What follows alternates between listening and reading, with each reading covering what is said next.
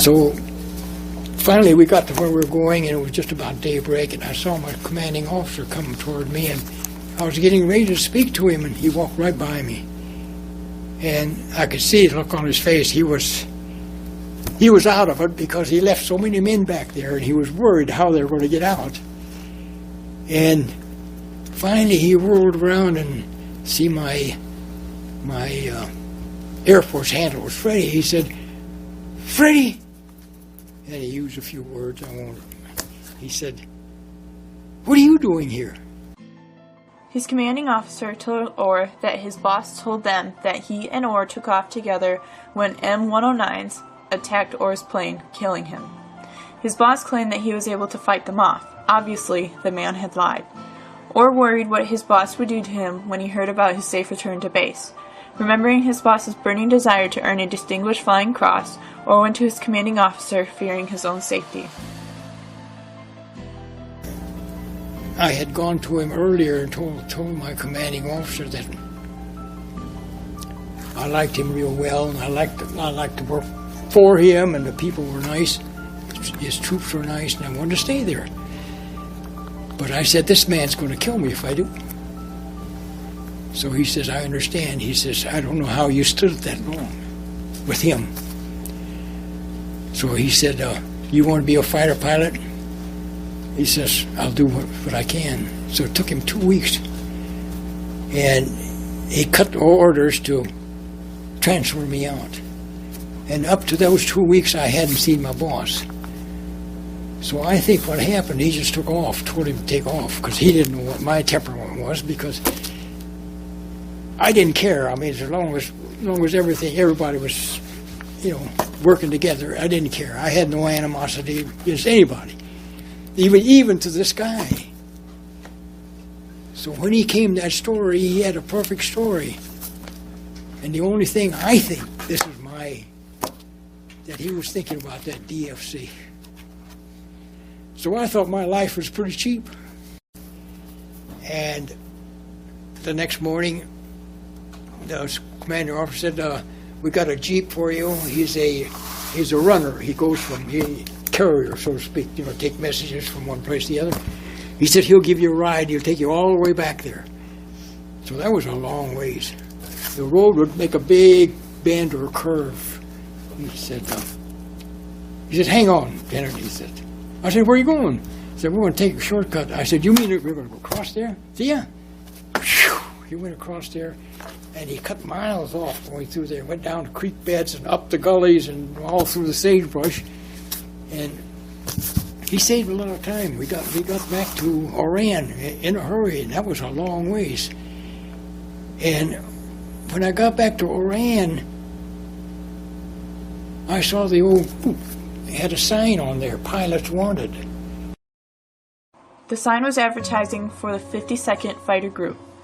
That was the division that he had been attached to when he was in England and who he was supposed to serve with after he was done in Algiers.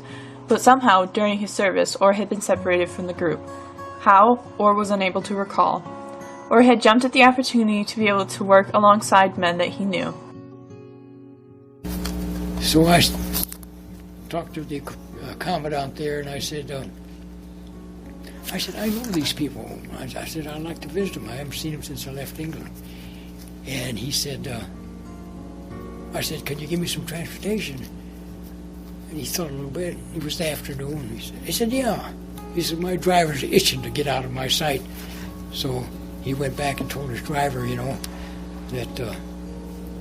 that he could take me to wherever I was going. He had the afternoon off.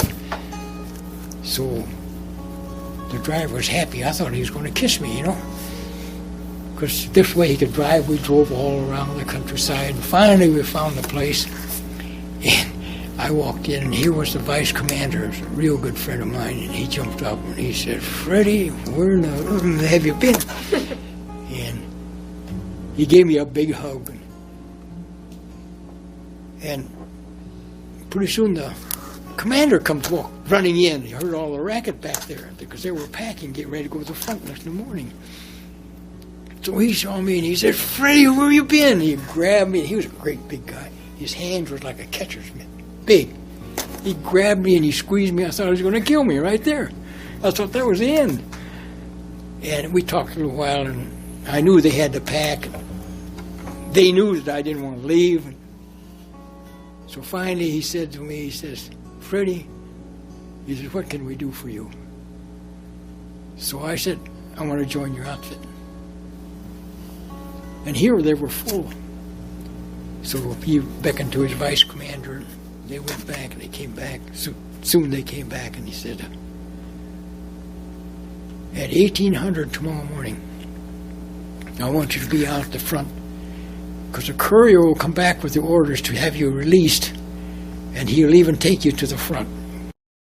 When Ohr was in the States, he had never been given the opportunity to attend a regular school for fighter pilots after he graduated. Because of this, Ohr did not have the specified training. His new commanding officer was not pleased with this. He was unhappy that Ohr's training would have to be done on the job, between the other men in his flight squad. Sam Bourne was chosen to teach him 3 years of training in 3 days. So I asked him, when do we start? He said, right now. So he started in. And for 3 days, he sat in that hot tent, give me all this information. And one of the things he told me that stuck with me all the time was you said you have to develop a fighter pilot's personnel. I said, what's that? How you do that? I thought you were a fighter pilot. He says, no. He says, you'll know. First time you come across this, you'll know what I mean. So 3 days we sat there, and finally I got so you can only take so much information. It goes in one ear and comes out the other. So I said, Sandy, I just can't take it anymore. I said, this is going on to 2.5 days. So he said, yeah, I understand. He says, it took me 3 years, but all right. So he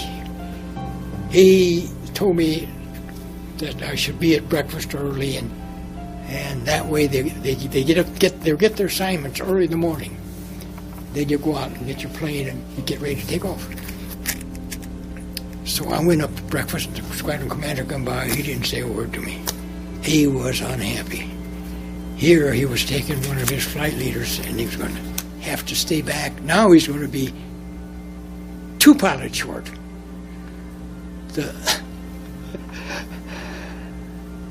So the instructor's wingman can't go.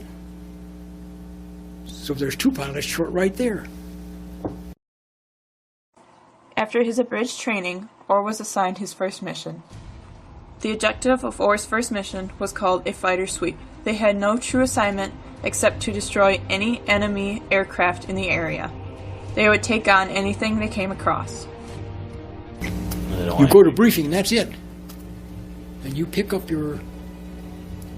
all they give you is your heading, your times. That's all. They don't tell you. Well, they tell you, of course, you know what you're going to have to do. If you're going in after the airport, well, you got to go after the airplane. We know that.